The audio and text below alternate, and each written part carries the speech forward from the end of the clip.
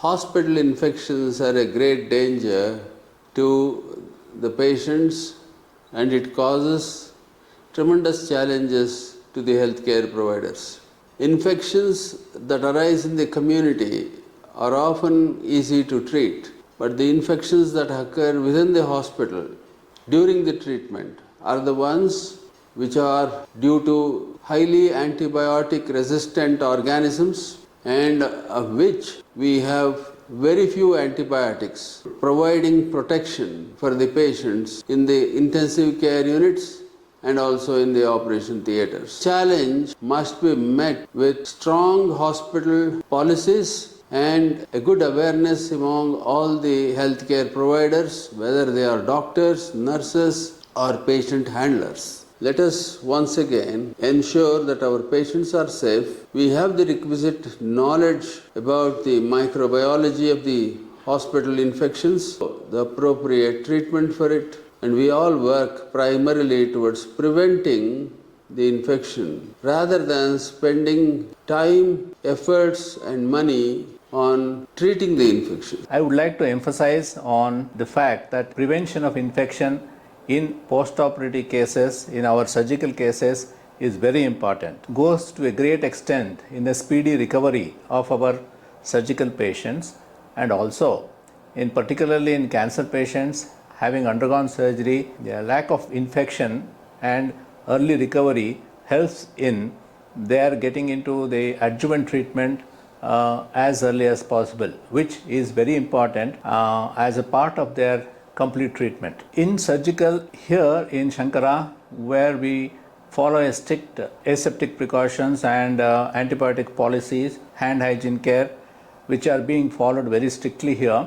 How do we control this infection? Infection is spread usually through the hands of the personnel or through fomites. Hence, it is very important for us to maintain absolute hand hygiene in every step of patient care. The second important thing is to take care of infection spreading through intravenous lines and invasive lines. The third and most important thing is to manage the infection by using appropriate antibiotics at the appropriate time and in the appropriate dosing.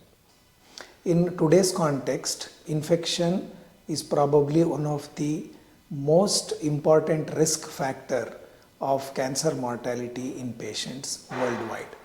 We in operation theaters take complete aseptic precautions, adhere to strict operative protocols to minimize the risk of infections. This is more important when patients are being operated and deployed with certain indwelling foreign body devices like DJ stents or percutaneous nephrostomy tubes, so on and so forth. From the side of the patients, it is important for these patients to understand the real risk of infection, make sure that they adhere to good hygienic practices, as well as to keep up their nutritional status so that their immunity is not depleted, and in all, a combined effort is required both from the care providers as well as the patients and the treating doctors to reduce the burden of infections and subsequently help these patients overcome their cancers. We are celebrating International Infection Prevention Week. Every year in the month of October, this week is celebrated. And this year's theme is to celebrate the fundamentals of infection prevention. Patients come to our hospital for getting treated for cancer, and hospital has multiple risk factors for infection, and these patients are vulnerable. It's our responsibility to take maximum preventive strategies and follow infection control protocols so that these patients do not succumb to infection. So what are the fundamentals of infection control? First is hand hygiene. Second is hand hygiene. Third is hand hygiene. Yes, there is nothing which can substitute disinfection of hand while taking care of the patient. The next point is cleaning and disinfection of hospital environment. Segregating patients as per their disease condition so that you can take airborne, droplet, contact or standard precautions. This will also help in cross-contamination of bacteria and other microorganisms. In hospital, there is lot of biomedical waste which is generated. That needs to be properly segregated and disposed. Today, I invite you all to take the pledge to follow the infection control protocols so that these patients are safe in our hospital. So we all know that chemotherapy is given in various forms like tablets or injections for cancer patients, and this suppresses the immunity, and this again makes us more prone to infections. So this can be any kind of infection, either a community acquired infection or hospital acquired infection when you're hospitalized. So the basic principles what you have to follow is it starts at home again. So some basic hygienic principles like wash your hands repeatedly, be sure, especially when you're consuming food or kind of touching your internal organs. It is better to keep your hands very clean. You can either use the regular soap and water and have a good hand wash, or you can use the sanitizers as well. So whenever you come to a crowd, especially patients on chemotherapy, wear a mask. Make sure that you are not in contact with people who are coughing or are generally looking unwell. When you're in the hospital, again avoid crowds, wear a mask, and make sure that very minimal contact within hospital premises, or if you're hospitalized also, your basic treatment gets over and you get back to your home with the same hygienic precautions. Coming from the surgical field, we would not like our patients to develop post-operative infections. So to prevent this, the steps will start right from before the surgery, seeing to that patients do not have any local infection and treat it beforehand itself, and giving a good pre-operative scrub bath for the patient and immediate pre-operative cleansing of the surgical area, and maintaining utmost sterile precautions throughout the surgery, and also post-operative care. These are the important steps for us surgeons to see to it that our patients do not develop any post-operative complications. As far as laboratory is concerned, I think it is the most potential area where infections can spread. First and foremost is the personal protection. The standard precautions should be followed. Take care that you do not eat, drink, or apply cosmetics in the lab working space. Always keep your workbenches clean and disinfect them before and after use.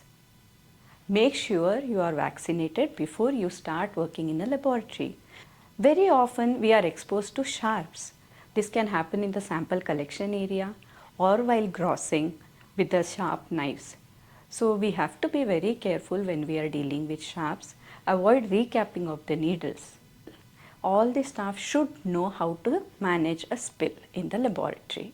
Training and retraining of the staff will do a good job to prevent the infection in laboratory.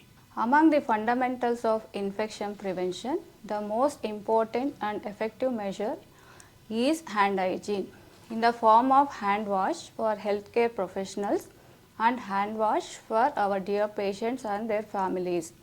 As hand hygiene alone itself prevents infection by 90%. We at Shankara Cancer Hospital and Research Center, our doctors, nurses, paramedical staff and patient care staff do practice hand hygiene every day to help ourselves and to help our patients and their families. We also encourage and educate our patients and their families to do hand hygiene in infection prevention.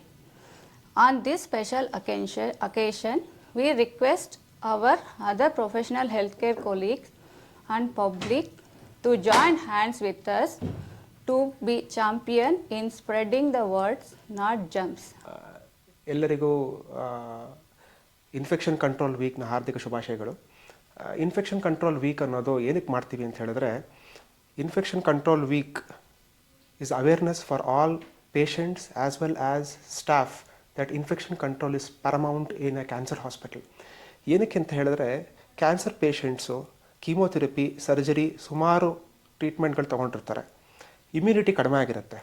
So infection ಆಗೋ ಸಾಧ್ಯತೆಗಳು ಅವರಲ್ಲಿ hospital acquired infections ಅಥವಾ other infections, community acquired infections ಆಗೋದು ಅವರಲ್ಲಿ ಸಾಕಷ್ಟು ಸಾಧ್ಯತೆಗಳು ಜಾಸ್ತಿ ಇರುತ್ತೆ. ಸೊ ಹೆಂಗೆ ಪ್ರಿವೆಂಟ್ ಮಾಡ್ಬೋದು ಅಂತ ಹೇಳಿದ್ರೆ, ಶುಚಿ ಅಂತ ಹೇಳಿದ್ರೆ ಕೈನ ಶುಚಿಯಾಗಿ ಇಟ್ಕೊಳ್ಳೋದು, ಹ್ಯಾಂಡ್ ಹೈಜೀನ್ ಮೇಂಟೈನ್ ಮಾಡೋದು. Hand hygiene is the corner stone, is the foundation of infection control. ಮತ್ತು ನಮ್ಮ ಸ್ಟಾಫ್ಗೆ ನಾನು ಹೇಳೋದು ಅಂದರೆ ಏಸೆಪ್ಟಿಕ್ ಪ್ರಿಕಾಷನ್ಸ್ ನೀವೇನು ಫಾಲೋ ಮಾಡ್ತಾ ಇದ್ದೀರೋ ಆಲ್ರೆಡಿ ನೀವೆಲ್ಲರಿಗೂ ಟ್ರೈನ್ ಆಗಿದೆ, ನಿಮಗೆ ಏಸೆಪ್ಟಿಕ್ ಪ್ರಿಕಾಷನ್ಸ್ ಹೆಂಗೆ ಫಾಲೋ ಮಾಡೋದು ಅಂತ ಸುಮಾರು ಟ್ರೈನಿಂಗ್ ಕೊಟ್ಟಿದೆ. ಅದ್ರ ಮೇಲೆ ತಾವು ಫೋಕಸ್ ಮಾಡಬೇಕು. ಮತ್ತು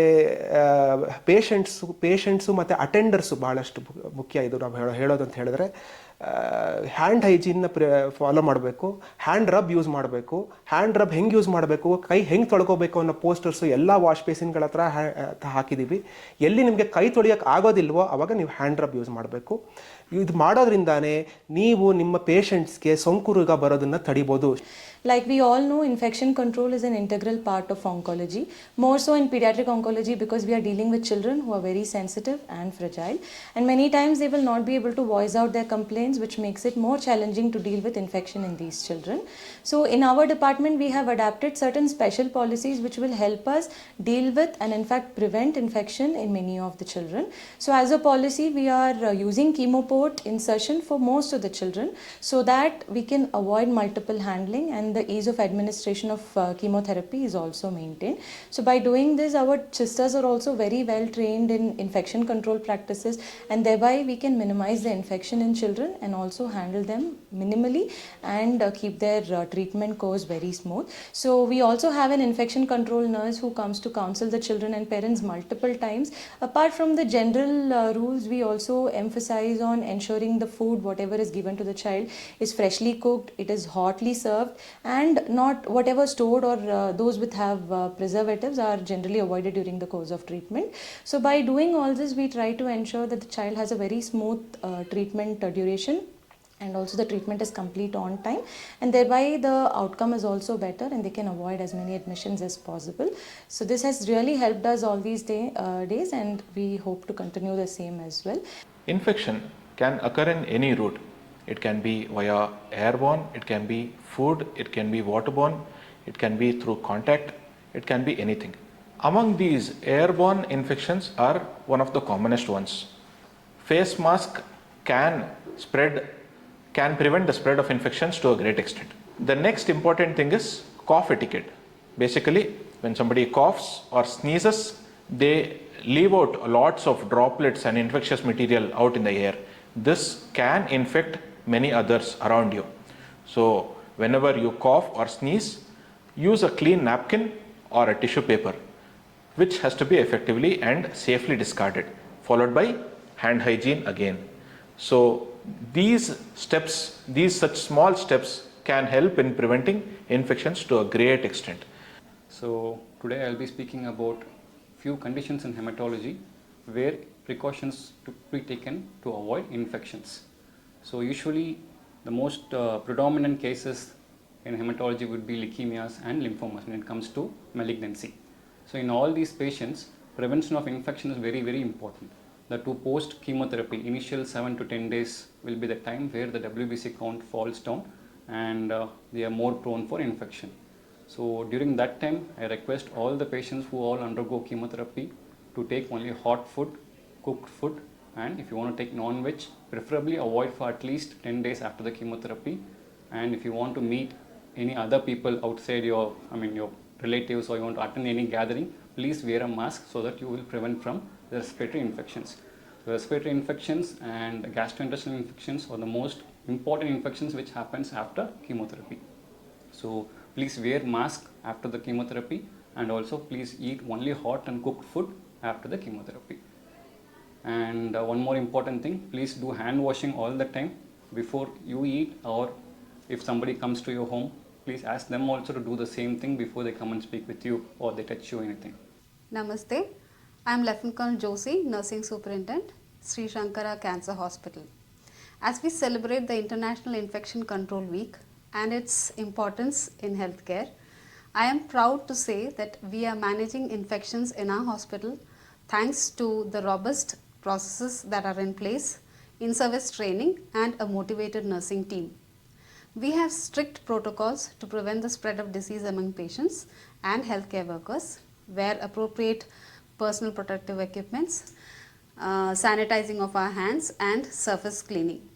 Beyond these measures, we also have regular training sessions to update our knowledge and skills. I believe that these factors have helped us provide the best possible care to the patients. I hope we continue as a team to focus on infection control while providing the best in class medical care befitting to the reputation of Sri Shankara Cancer Hospital and Research Center. Today I will be talking about how food is related to infection and how kitchen in the hospital is important for controlling infection. So as we all know, hospital kitchen especially is very important because the main purpose of the kitchen in the hospital is to provide good quality and safe food for the patient so that it can aid in their faster recovery. So for providing safe and hygienic food for the patients, there are many precautions that will be taken care, like the hand hygiene of the employees that are working in the kitchen. So in the hospital kitchen, the 7 steps of hazard analysis critical control points will be followed so that the food that is being provided to the patients is safe and hygienic for them. I am Lissy, OT in charge. Maintaining sterility is utmost important in operation theatre. This helps in preventing surgical site infection. We at Shankara followed all the measures as per standards. I am Shravana, working as a nursing supervisor. International Infection Prevention Week is celebrated on 3rd week of every year October, aiming to improve awareness of the significance of infection prevention. So, we are follow hygiene, contact, air, droplet precautions as per the patient diseases. Wear appropriate PPE in handling the patient as per the principles of infection control. I am Asha, working as a nursing supervisor in ICU. Infection control plays very important role in ICU because patient will get admitted to the ICU to get the treatment because of their disease condition. Because of the infection risk, hospital length of stay should not increase, so that most of the patients who are all staying in the ICU, all vulnerable patients only. For that reason, we have to treat the patients without any risk, so that we are following in Shankara WHO and CDC guidelines we are following in our hospital. Thank you. I am Sundari. As an infection control nurse, Sri Shankara Cancer Hospital, we monitor the complaints of infection control practice, educate the hospital, healthcare workers, patients and attendants about the different practice of infection control as per the standards. Thank you. I am Pavitra. As an infection control nurse, Sri Shankara Cancer Hospital, we also do the surveillance for hospital acquired infections so that we can take better preventive measures. Thank you. Hi, I am Kalavati, working as a ward supervisor in Sri Shankara Cancer Hospital. So infection control is most important in the hospital setup. We are following aseptic precautions while doing all procedures and as well as while taking care of patient. Thank you. I am Manohar, housekeeping supervisor in Shankara Cancer Hospital. Housekeeping play an important role in infection control. Cleaning and disinfection, biomedical waste handling, pest control are key factors in infection control. Thank you.